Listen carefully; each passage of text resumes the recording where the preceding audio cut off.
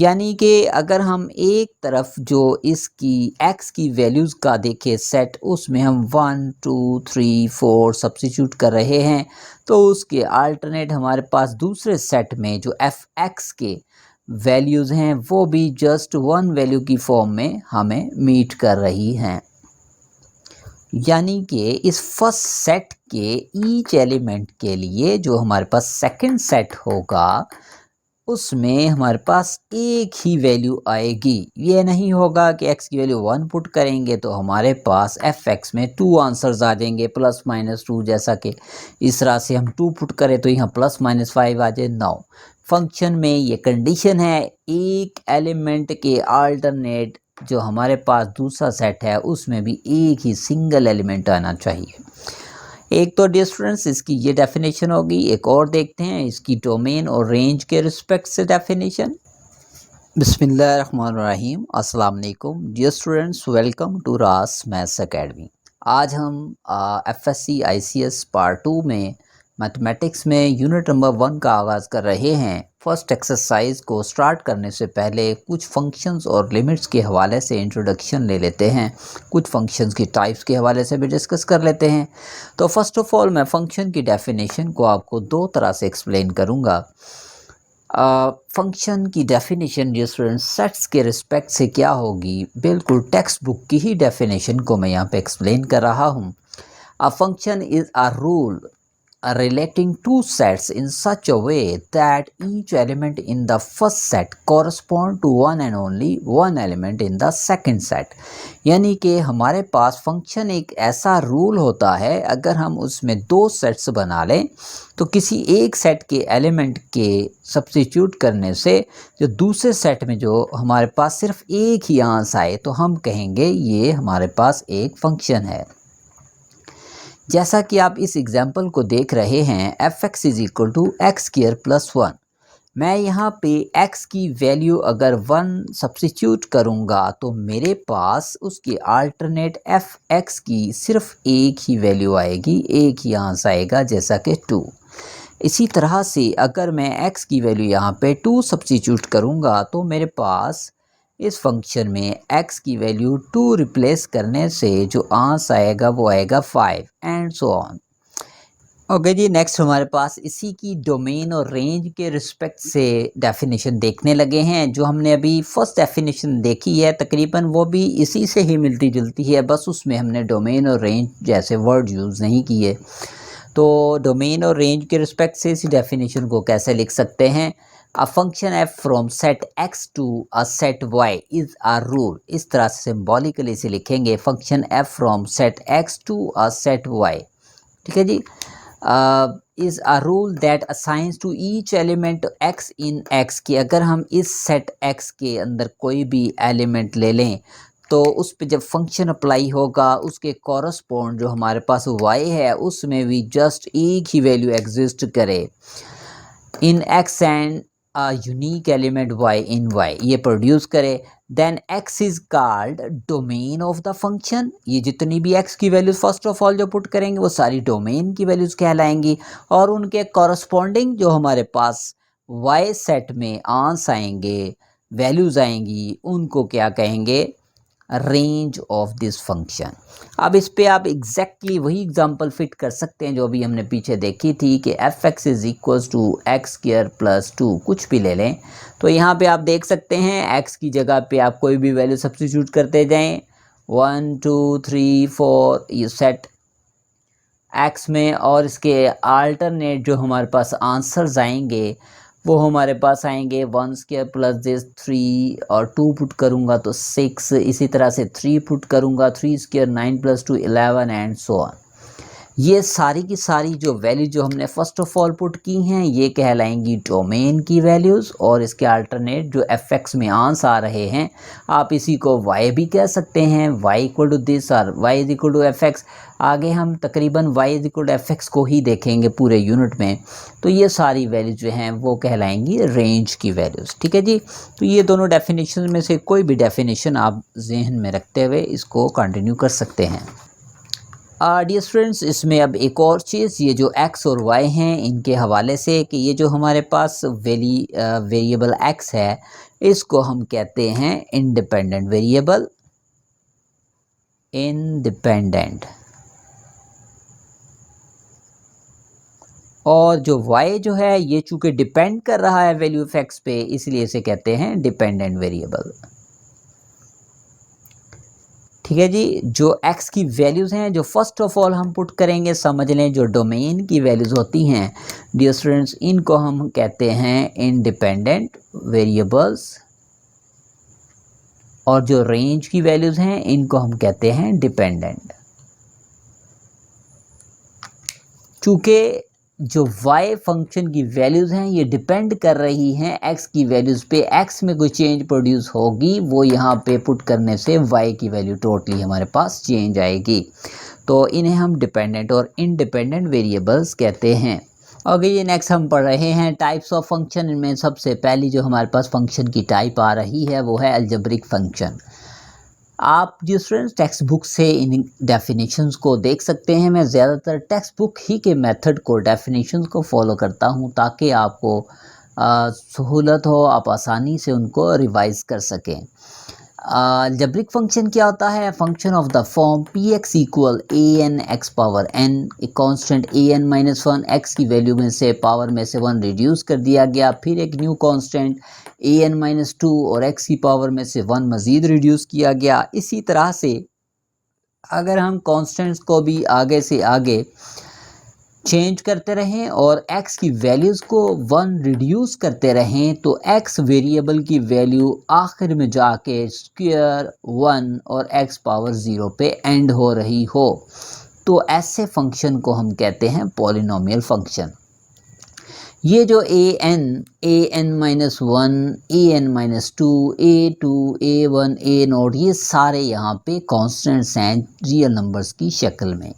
और ये जितने भी हमारे पास x की पावर जो n से स्टार्ट हुई और x की पावर ज़ीरो पे फिनिश हुई है, ये सारे एक्सपोनेंट्स, वेरिएबल के एक्सपोनेंट्स हैं, यानी कि ये बिल्कुल डिसेंडिंग ऑर्डर में चलेंगी। पावर्स n है, n माइनस वन है, n माइनस टू है, वन रिड्यूस होता जा रहा है और इन वेरिएबल के एक्सपोनेंट का इख्तिताम होगा 2 1 0 पे, यहाँ पे x पावर ज़ीरो। तो इस तरह का जो फंक्शन है उसे हम कहते हैं अलजेब्रिक फंक्शन। ये नेक्स्ट हमारे पास है लीनियर फंक्शन।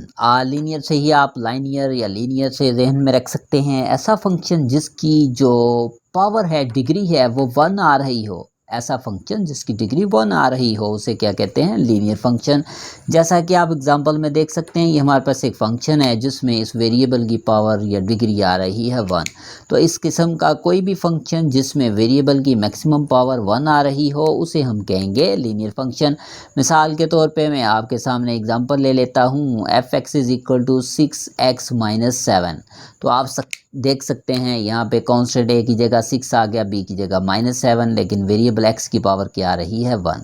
तो कोई भी ऐसा फंक्शन जिसमें वेरिएबल की पावर वन हो उसे हम कहेंगे लीनियर फंक्शन। ओके जी, नेक्स्ट हमारे पास है आइडेंटिटी फंक्शन। तो आइडेंटिटी मैट्रिक्स जिस तरह होता है, identity with respect to addition multiplication देखी थी, उसी रिस्पेक्ट से आप जहन में रख सकते हैं आइडेंटिटी फंक्शन को।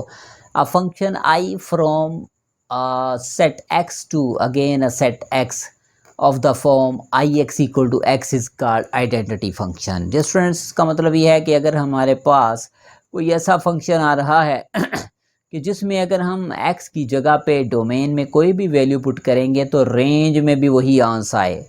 अगर हम डोमेन में 2 सब्स्टिट्यूट करते हैं तो रेंज में भी हमारे पास 2, यानी कि जो भी हम वेरिएबल सब्स्टिट्यूट करें डोमेन में वही तमाम एंट्रीज़ आ जाएँ रेंज में, सेम एंट्रीज़ आ जाएँ, आइडेंटिकल एंट्रीज़ आ जाएँ। इसी वजह से इस फंक्शन को कहते हैं आइडेंटिटी फंक्शन। ओके जी, नेक्स्ट हमारे पास है constant function. A function c from x to y such that c x is equals to a, यानी एक ऐसा फंक्शन जिसमें हम डोमेन की कोई भी वेरिएबल की शक्ल में कोई भी वैल्यू सब्स्टिट्यूट कर दें, कोई भी रियल नंबर पुट कर दें, लेकिन हमारे पास रेंज में एक ही आंसर आए।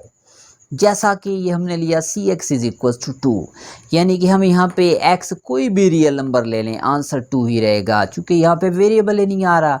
अगर मैं एक्स की जगह 1 लूँगा तब भी आंसर 2 रहेगा, एक्स की जगह 3 लूँगा तब भी आंसर 2 रहेगा, एक्स की जगह 2 पुट करूँगा तब भी रेंज में आंसर 2, यानी कि इस रेंज की हालत पे कोई फ़र्क नहीं पड़ेगा, ये कांस्टेंट ही रहेगी।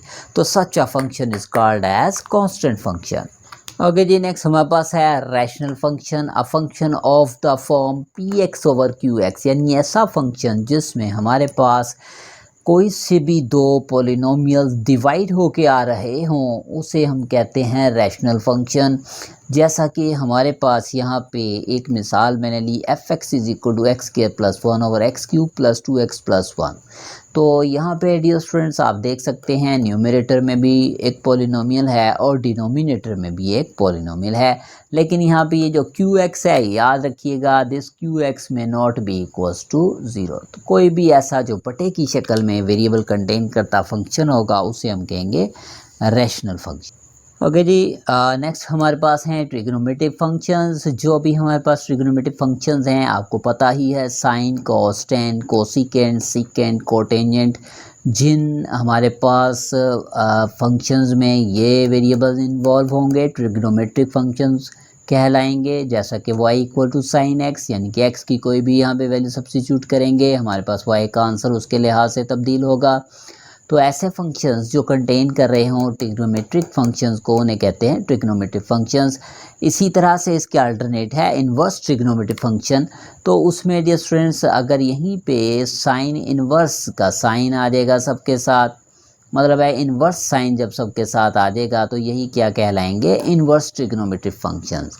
इन सब के साथ इन्वर्सेस ले लें तो ये क्या बन जाएंगे, इन्वर्स ट्रिग्नोमेट्रिक फंक्शंस। ओके जी, नेक्स्ट हमारे पास है exponential function, a function in which variable appears in exponential form.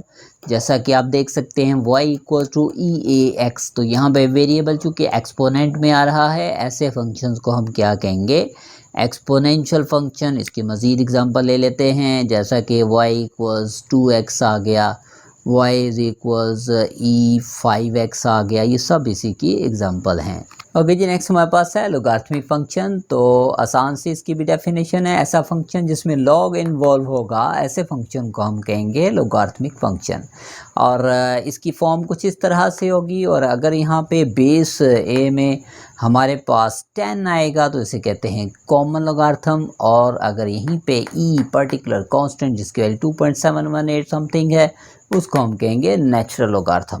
Okay जी, नेक्स्ट हमारे पास है हाइपरबॉलिक फंक्शन। ये हमारे पास जो स्टूडेंट्स 6 होते हैं, साइन, कॉस, टेन, फिर इन्हीं के रिवर्सेस हैं कोसिकेंट, सीकेंट एंड कोटेंजेंट। इनकी पहचान ये है कि इनमें sine h, cos h, tan h, secant h, cosecant h और कोटेंजेंट एच आता है। इनकी वैल्यूज़ कुछ इस तरह से होती हैं, ये आपको याद करनी पड़ेंगी। टेक्स्ट बुक में आपके ये वैल्यूज़ मौजूद हैं, आप टेक्स्ट बुक को साथ खोल के रखें ताकि आप साथ साथ इनको देखते रहें। तो ये हमारे पास e x minus x over 2 sine h x की वैल्यू होगी, और अगर यहीं पे माइनस की जगह प्लस होगा तो ये कॉस हाइपरबोलिक फंक्शन की होगी।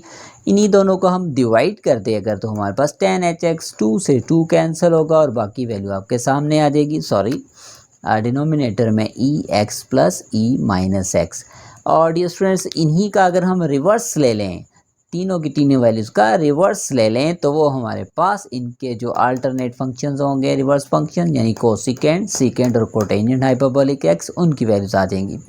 अच्छा जी, अगर यहीं पे sine hyperbolic inverse cos h inverse tan h inverse आ जाएगा तो वो कहलाएंगे इन्वर्स हाइपरबोलिक फंक्शंस। ओके जी, नेक्स्ट हमारे पास हैं ये कदर इंपॉर्टेंट डेफिनेशंस हैं, explicit function and implicit function. Explicit function distance ऐसा फंक्शन होता है if y is easily express in terms of x। अगर हमारे पास y वेरिएबल को हम आसानी से x की फॉर्म में देख सकें या लिख सकें, जैसा कि आप इन दोनों एग्जांपल में देख सकते हैं, y एक तरफ मौजूद है और x की तमाम वैल्यूज़ एक तरफ, y लेफ़्ट साइड पे मौजूद है और बाकी x जो है किसी भी शक्ल में राइट हैंड साइड पे, यानी कि y is easily expressed in x, then y is called explicit function of x। इसी के रिवर्स होता है इम्प्लिसिट फंक्शन। कि अगर y इजीली x की फॉर्म में एक्सप्रेस ना हो सके तो उसे कहते हैं इम्प्लिसिट फंक्शन। जैसा कि आप देख सकते हैं यहाँ पे खिचड़ी सी बनी हुई है, x और y वेरिएबल्स आपस में इस तरह से मिल के आ रहे हैं, हम आसानी से x को y या y को x की फॉर्म में नहीं लिख सकते, तो ऐसे फंक्शन को कहते हैं implicit function.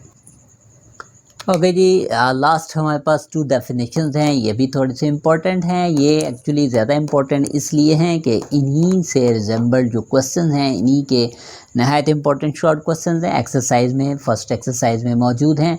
Even function and odd function. Even function क्या होता है? A function f is called even if f of minus x is equal to f of x. यानी अगर हमें कोई फंक्शन दिया हो और उसमें हम एक्स की जगह पे माइनस एक्स को रिप्लेस कर दें, लेकिन इसके बावजूद फंक्शन की हालत पे कोई फ़र्क ना पड़े, तो ऐसे फंक्शन को कहेंगे इवन फंक्शन। जैसा कि हमने एग्जांपल ली f x is equal to x किया, ठीक है जी।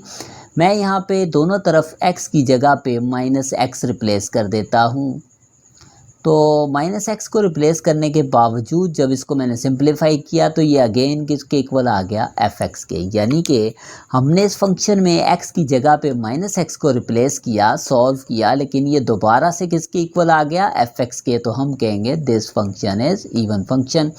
इसी के अल्टरनेट देखें, ऑड फंक्शन है, function f is called odd function if अगर हम x की जगह पे माइनस एक्स रिप्लेस करें तो वही फंक्शन आ जाए लेकिन with the negative sign.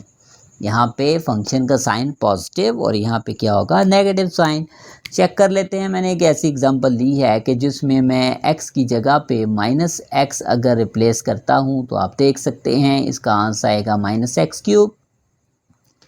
Minus x cube की जगह मैं दोबारा से एफ एक्स लिख दूंगा, तो आप देख सकते हैं कि हमने यहाँ पे एक्स की जगह माइनस एक्स रखा, लेकिन हमारे पास दोबारा से एफ एक्स आ गया विद द नेगेटिव साइन। तो हम कहेंगे this function is odd function. Dear students, आज के इस लेक्चर में हमने इस फर्स्ट यूनिट में एक तो फंक्शन का इंट्रोडक्शन देखा और फंक्शन की जो डिफरेंट टाइप्स हैं उनको देखा है। इंशाल्लाह इन द नेक्स्ट लेक्चर हम फर्स्ट एक्सरसाइज को स्टार्ट करेंगे। हम लोग बहुत ज़्यादा डिटेल में बहुत ज़्यादा बातों को डिस्कस नहीं करेंगे, इंट्रो में सरसरी सा इंट्रोडक्शन लेंगे, एक्चुअली फोकस हम रखेंगे अपना एक्सरसाइजेज पे, ठीक है जी। इंशाल्लाह नेक्स्ट वीडियो में मिलेंगे एक्सरसाइज 1.1 के साथ। तब तक के लिए इजाज़त है। मेरे चैनल को सब्सक्राइब करें, लाइक करें, शेयर करें। अल्लाह हाफिज़।